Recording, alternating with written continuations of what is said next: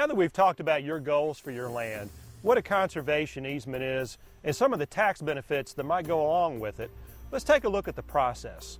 Once you've decided that a conservation easement is the right decision to protect your land, here are the steps you'll follow to get the job done.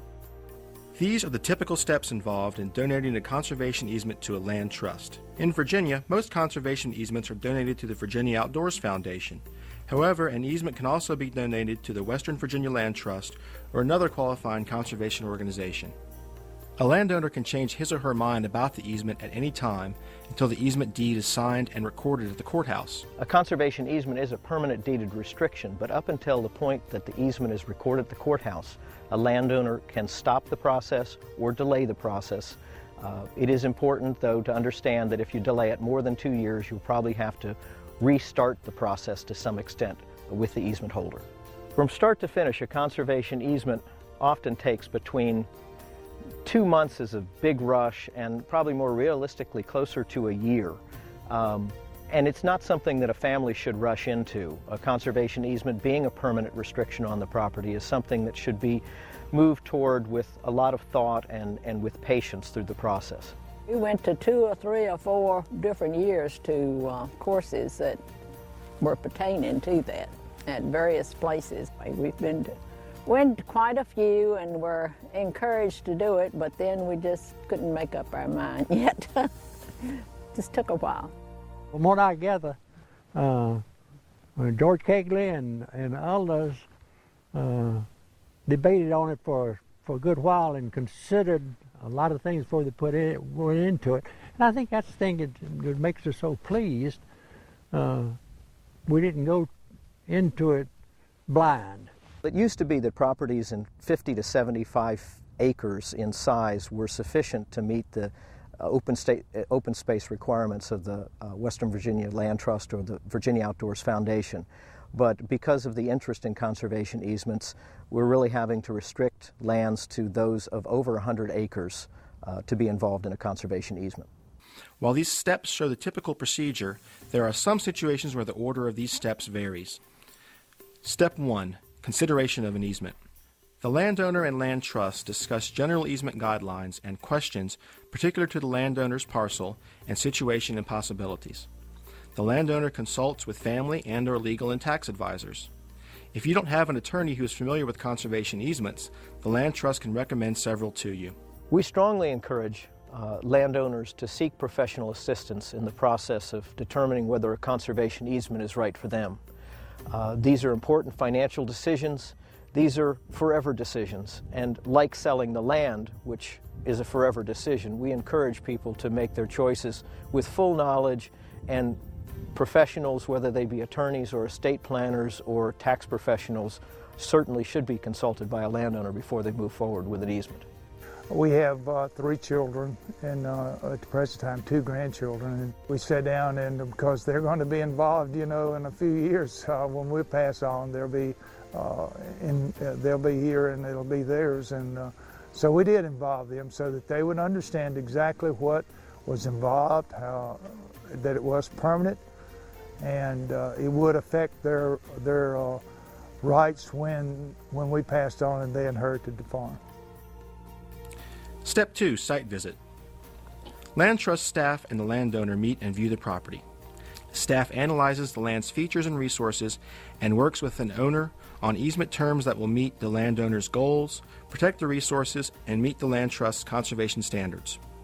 We encourage you to contact the Western Virginia Land Trust, and myself or one of our staff will come out and meet with you on your property and talk to you in depth about conservation easements.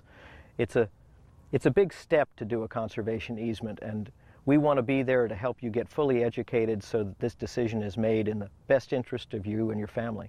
And they sent people out and sat down and talked with me, and I told them how I wanted to see the place left and done and fixed, and they told me how I could do it and what could be done and what couldn't be done, and I found all of it interesting, and I answered my questions well. Step 3. Preliminary agreement.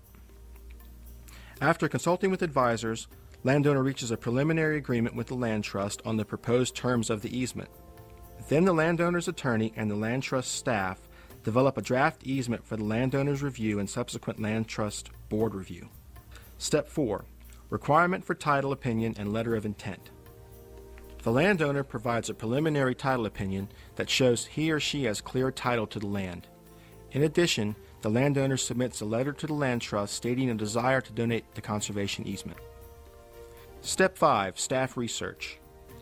Land trust staff members complete research on the property, including determining if the conservation easement fits into your county's comprehensive plan and zoning classification, creating maps of the property, such as topographic maps, aerial photos, tax maps, and survey plats, and other research as necessary.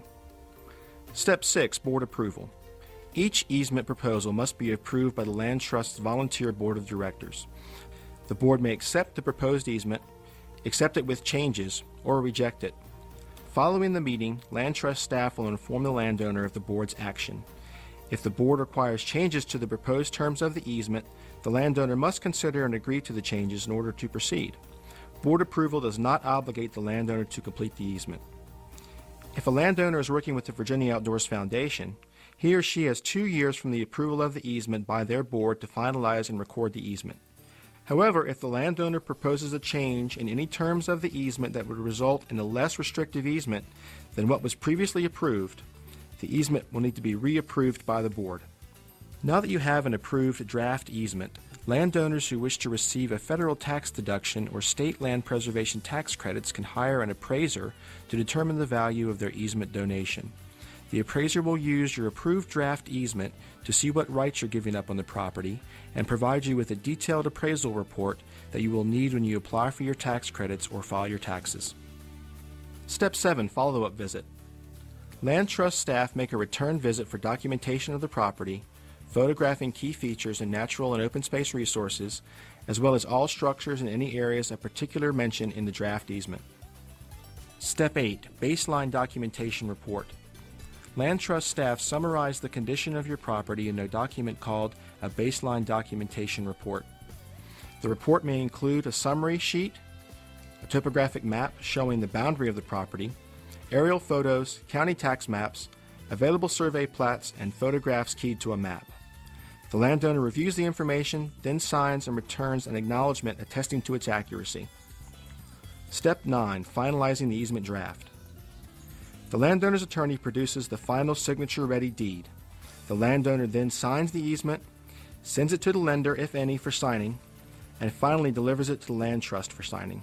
If a property has a mortgage on it, it is a critical step that the bank subordinate their loan to the interest of the easement, and typically farm owners finance their properties with Farm Credit or some other cooperative organization or bank that will work with us and sign off and allow the easement to be in place even though they hold a mortgage. Step 10. Recordation. The landowner's attorney records the easement in the clerk's office of the county circuit court. A copy of the recorded easement is sent to the landowner and the land trust for their records.